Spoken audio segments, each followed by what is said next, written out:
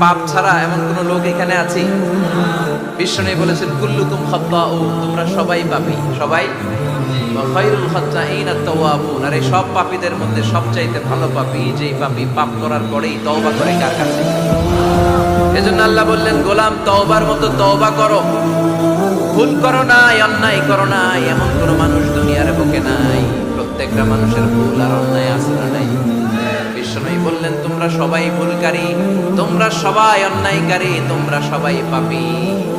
আর এই পাপীদের মধ্যে সবচাইতে শ্রেষ্ঠ পাপী হলো যেই পাপী পাপ করার পরে তওবা করে কার কাছে? কত পাপ আমরা করছি, হিসাব আছে? জেনে না জেনে, ইচ্ছায় অনিচ্ছায়, শিরকে বেদাতি, লক্ষ লক্ষ পাপ। দুনিয়ার মানুষ জানে না, আমি জানি আর আল্লাহ জানে। চিল্লা এখন ঠিক কিনা? পৃথিবী না জানুক আমি তো জানি, আমি কি পাপ করেছি হায়। পৃথিবী না জানুক আমি তো জানি, আমি কি পাপ করেছি হায়।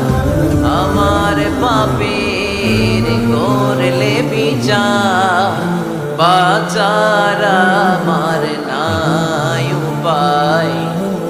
দয়াময় প্রভু মাফ করো আমায়, মাফ করো আমায়। পড়েন আমিন। পাপ ছাড়া কেউ নাই, সবাই পাপী, সবাই পাপী। শুধু আমি পাপী না, আমার বাবা পাপী, আমার দাদা পাপী, আমার 14 গোষ্ঠী পাপী। চিল্লায় বলেন ঠিক কিনা?